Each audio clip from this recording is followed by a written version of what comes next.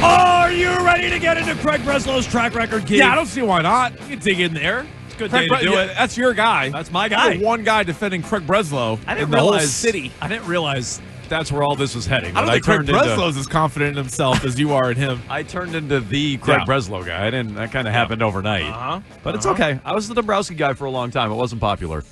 But it'll The history work out books for you sometimes. Yeah, it'll look good in the long run. But they're stacking wins now. Just stacking, winning series. That's all they're doing. Couple of wins without Rafi Devers. I didn't check. Did the Giants win last night? I didn't check. They must have won with Rafi Devers, right? No, Jones. They lost. Oh, they lost again. They're 0-2 with Rafael Devers. And he didn't have any hits. No. Oh, interesting. No. Okay. Oh, that's good. So the Red Sox are in playoff position. They won 2 out of 3 without Devers. I was told they'd never win again without Devers. No. But 2 out of 3 without him, and the Giants Giants who got haven't the save won last yet night? with him. In that Guardians game? Oh. Emmanuel Clase. That's right. I got his jersey. I was like, Greg He was Weisser? wearing an Sorry. Emmanuel Clase jersey. Wrong game. Wrong game. Shut him down. Devers 0 for 3. Happy Juneteenth, by the way. I thought there was a real risk you weren't going to be here on this. There was a chance. Thankfully, my mom was able to drive down and watch both girls who are both off today. Yeah, right. They are both recognizing the day, so they are off. No school today. Lucas is off today. How do you like this twist? Little CC Beans finishes school tomorrow. Sick brag, bro. Half day. Oh, is it tomorrow or is it Monday? No, half day tomorrow. Boston Public has a half day tomorrow, half day Monday. Oh, that's even crazier. So she had a full day yesterday. Last full day was yesterday. Then today is a holiday, so she's off today, and then she goes back tomorrow. And I think it leaves before lunch. Doesn't make like a lot of okay. Sense. Doesn't seem to make finish strong though. Maybe end it where the holiday hit. Yeah, there's got to be a way to time that out. You would think. Yeah. They're like, no, we need those 2 extra hours to get them in here. I don't know if any truancy officers are listening, but I don't think Lucas is going to be there on Monday. Oh, he's not making it. I don't Come think on. so. Today, and I don't think this is or know if this is in the true spirit of Juneteenth, but Lucas and Kat and some friends are all at the Oakley Country Club. They're celebrating at the pool today. Oh, they are taking a little dip. Oh, it's hot as blazes out there. And so I think certainly out there celebrating the holiday. Thanks for tuning in today, Jones and Keefe, 617-779-7937. You can dial us up there. You can also interact on Twitter and Instagram at Jones and Keefe. You can watch and chat twitch.tv/Boston WEEI. Always a healthy chat going on there. And watch on YouTube. Just subscribe to WEEI. We'll get into Breslow in a moment, but real quick, and this is part and parcel of the Breslow discussion and how good of a GM he is and what's his actual track record, and we'll discuss it with you guys on the phones. You go get Crochet for games like yesterday. Yeah, you needed that. You needed the series without Devers. If anybody in the clubhouse, and I think most of them are ready to move on without Rafi Devers. That's certainly what it sounds like publicly.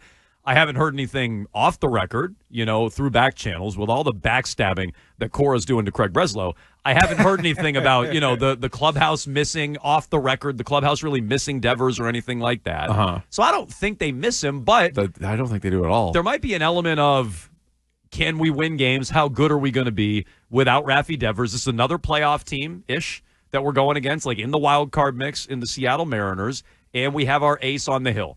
And we got to win the series to carry momentum into the series against Devers starting tomorrow night on Friday in San Francisco.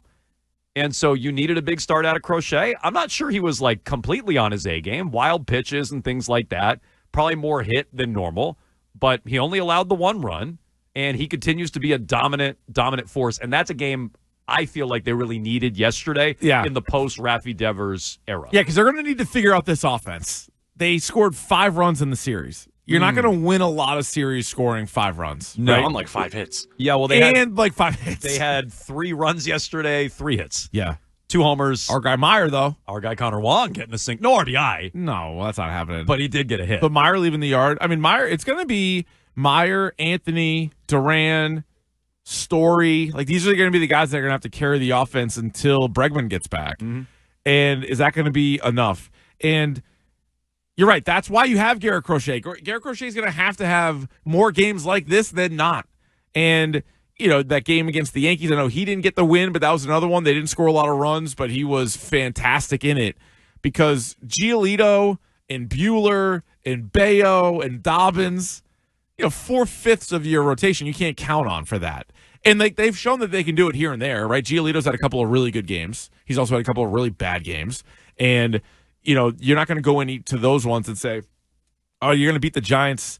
You're going to take 2 out of 3 against the Giants by scoring 4 runs, 5 runs. Probably not, because Garrett Crochet's not pitching in that series. You used him in this one. So they're going to have to figure out a way to score more runs. But, no, he lived up to the hype. Also, you got to give Cora credit yesterday, too, for the way he did use the Chapman. bullpen. Yeah, smart. It's a good move. It was smart because usually closers are sort of dead set, and they're like, let me pitch the 9th, let me get my save, and let me get out of there. And you're like, well, the 8th inning, Big Dumper's coming up. We probably should use Chapman against Big Dumper, which he did, so he gets out of the 8th. Also credit to Chapman, right? Some closers would get real pissy about that. Some closers would pitch a real fit, yeah. Yeah, they would. I think even the Red Sox have probably had ones like that. You think Kelly Jansen wanted to do that? Nope. No chance. He's trying to, climb up the save leaderboard. He's not necessarily trying to win games for your team. So Chapman does that. Weissert goes out there, and he's been pitching really well. So, yeah, that was a good, another low-scoring one, but another good team win for the Red Sox. Well, and look, the pitching needs to be better than it was for months. It has been for the last couple of weeks, Walker, P. Euler aside. Oh, boy. And so Crochet crushed it yesterday. You're going to need that. Yeah. You're going to need, Bregman back whenever he comes back, to a lesser degree of Abreu. I mean, desperately need Bregman Getting back. some bats back is going to be important, and you need the kids to hit. And I'm not telling you Meyer crushed it yesterday.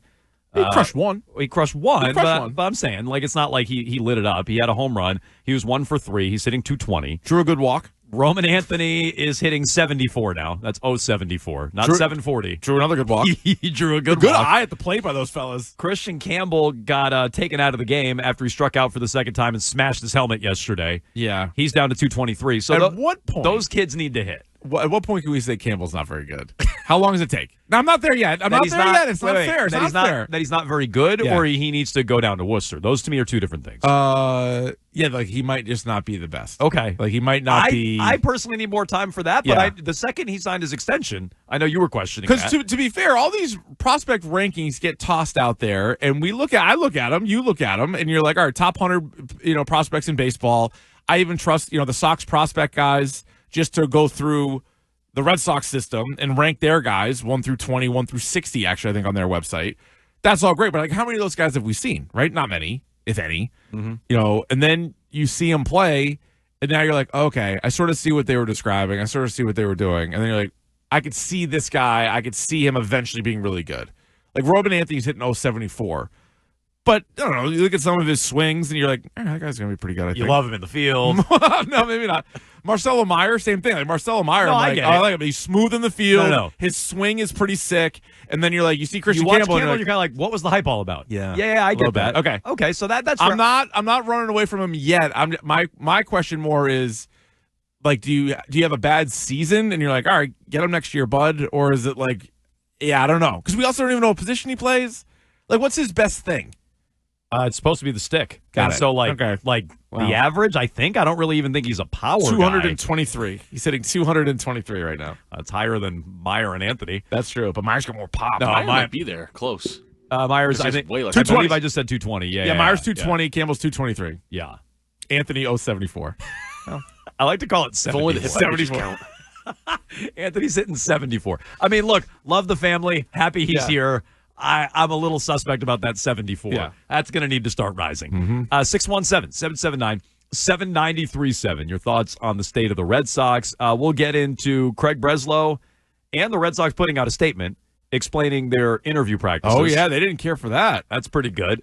We'll also get into another near trade the Red Sox made that John Henry got in the way of. The Lakers sale. We'll also talk to Rob Bradford at 11:30. We'll go on the clock at high noon what the Red Sox do now without Rafael Devers and a Keefe for Madness at 12:45. Jam-packed, as always, here on Jones and Keefe. But I've been defending the Breslow track record. You have. Like, I don't think he's Chaim Bloom. People talk about Greater than Chaim Bloom. Good start. No, but Good start. But people think he's the same, and I don't. I think He sounds the same. They both went to Yale. He doesn't leave you with a lot of confidence when you hear him. Yeah, what do you call him again? Something with a curveball? No, Chaim Bloom with a curveball. Chaim Bloom with a curveball. Yeah. I don't think he's that. I think he's already shown more of a propensity to trade top prospects and part with them, and I think he's already made better moves. Now, if you want to tell me he's not Dombrowski or not even a great GM, fine, but I don't think I don't think it's the Chaim Bloom experience all over again. These guys are tough to grade overall just because you know that John Henry is going to tell him what to do when it comes to the big money guys, as far as both signing them and trading them or whatever else. I think his two worst deals that we're going to see, if you even think Devers is a bad deal, I don't love the return, but I don't think it's a terrible deal by itself because you needed to get Devers off the team. I think you'll see the two worst deals, John Henry played a big role in them. Never mind the deals that he wasn't allowed to do because John Henry got in the way. But let's start with this little timeline for Craig Breslow. I like that. I like a timeline. And we'll just go, was it a good move or a bad move? Binary, Keefe, no in between. Are we going to keep track of these? I'll track them. Okay, you'll track them. Okay.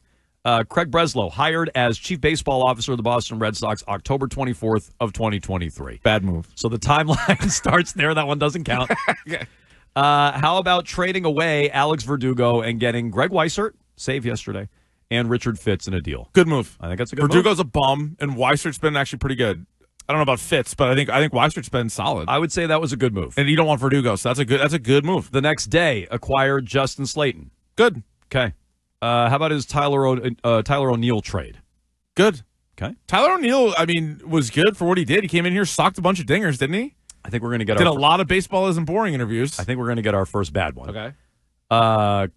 Chris Sale for Vaughn Grissom. So bad. I'm with you on, I think it's revisionist history to be like, oh, Chris Sale was awesome and he would have won the Cy Young here. It's like, no, he was broken down. It wasn't going to work here. However, you were told to trade Sale.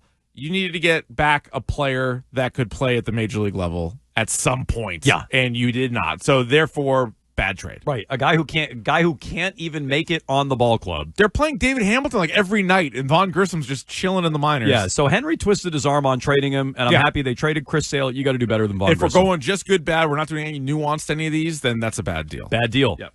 How about January 3rd, 2024? He signed Lucas Giolito, 1 year plus an option. Probably bad. I don't like that one either. Probably bad. I know he's pitched better. He pitched a gem, but he also missed a season. Yeah, I'd call that a bad move. Okay. January 31st, claim Romy Gonzalez. Oh man, that's a nice little move. What do you mean? Oh man, you're just talking about crushing lefties. Does smoke lefties, doesn't he? Yeah, it's a good little move. Good luck being a lefty against Romy Gonzalez. All right, good move. All right, fine. Sign Liam Hendricks, 2-year deal, February 20th. Bad move. Terrible move. Yep. How about he extended Cedon Rafaela April 10th for 8 years? Bad move. Didn't need to do it. I don't like it either. You didn't need to extend him. We talked to Bradford, who we'll talk to today at 11:30. But we talked to him, I think, a couple weeks ago about some of these moves, the guys they did sign extensions to, the guys they didn't, and that's one where you say, what was the rush? Why did you need to sign Rafael? He's fine, but he didn't need an 8-year extension. All right, here's a flurry of deadline activity last year. You can lump these in one, but let's take them one by one. Acquired James Paxton. Bad move. Bad move. Acquired Danny Jansen. Bad move. I would agree. Bad move. This is a two-parter, okay? Yeah. Acquired Quinn Priester for Nick York. So, actually a good move. Thank you. That one is a good move. move. See, I'm nothing but fair. That one is a good move. It is. We're going to get to the other half of it. No, that cancels it out. He acquired Luis Garcia. Real bad move. He acquired Lucas Sims. Blows. These guys were just disasters. They were so bad. Okay, those were his in-season moves. By the way, that's 0 for the deadline. Oh, for Quinn Priester, but he went away and subtracted that. No, but what happened was you brought in 4 major leaguers, 1 minor leaguer, and the only one who was any good was the minor leaguer who didn't help your team after the deadline. Look, the deadline. I can't blame any of the deadline on John Henry. That's all him. That's bad. That's pretty bad. It's a rough deadline. Okay. It's his first deadline. Yep. They signed Justin Wilson on November 14th. Okay, fine, good. It's not a bad move. No, it's not bad. Right. Okay. As I'm saying, it's binary, good or bad. That's good. This one, if you want to accuse me of reaching, go for it. They DFA'd 2 veterans off the 40-man roster. They protected Hunter Dobbins and Josh Nixon Garcia, who's now one of their top prospects, by putting him on the 40-man roster. The password? It's a good move. All right, fine. That is slimy, but fine. He's hitting like 500 at AAA. I know, but okay, fine. Good move. He protected Hunter Dobbins from the Rule 5 draft. From his father. He stepped in and said, "Hey, Hunter, the Red Sox didn't protect you in the Rule 5 draft." They signed Aroldis Chapman December 10th. Great move. We hated it. At the time. Great move. Acquired Garrett Crochet. Oh, great move. On the same day, acquired Carlos Narvaez. Separate deal. An incredible move. The best move of the bunch. Maybe the best of the moves. Okay, I don't like these next two. Signed Patrick Sandoval. Who? He's another. I know who he is. He's another one of these injured pitchers that's going to sit. He signed Walker Buehler. Bad. Bad move. Some call him, and they're trying to make it happen, Walker P. Euler. Nobody else has called him that, though. January 28th, 2025, signed Abraham Toro. Great move. The Bull? Well, it sounded like there was some sarcasm. No. He's cooled, but that is a pretty good move. No, it was. He's been way better than expected. In fact, he made first base, somewhat productive. We can debate how much credit he personally deserves for this, but they signed Alex Bregman to a 3-year deal. Yeah, that's good. They signed Garrett Crochet to an extension. That's a good move, too. They signed Christian Campbell to an extension on Bad April move. 2nd. I'm going to call that. Okay. I'm calling that one a good. I'm calling that one a good move right now. Okay. Because I still believe in Campbell longer term. I guess you're right. But that one's, if there is anyone with a gray area, this and the Devers trade are it. We don't know the results. You do know my theory, though. I do. Young guns. You questioned it right away. Signing deals early. You I'm the questioned only it right one away. who feels this way. Nobody else. Bradford was like, yeah, I get your point, but no. Nobody else really subscribes to this. But I think if you look back at the history of baseball, guys that sign early, and I'm not talking about with a year left on their deal, like Betts with the Dodgers or something like that, like established guys, they get $300 million. But guys that sign early, early. I don't think Marcelo Meyer's doing that. I don't think Roman Anthony's doing that. I think they know if they wait a few more years, there's going to be a much bigger payday. So anyway, I have my antenna up on that. But so if you want to say good move, because it is at least one of the fears is we just saw this team move on from Betts, now literally move on from Devers 2 years into his huge deal. Bogart's going to finish his career somewhere else. One of the jokes is, all right, you have these good minor leaguers or you have these good prospects. Are they going to stay? So you did lock them up. So ultimately, that's fine. Okay, we give him a thumbs up for acquiring Quinn Priester. How about on April 7th, he traded him away for something called Yoferi Rodriguez. Yeah, that's bad. And Priester's actually pitched pretty well with the Brewers. Yes. Yes. That's what I'm saying. That's why it's a bad. If Priester was just a nobody, they'd be nothing moves. No, Priester's probably is.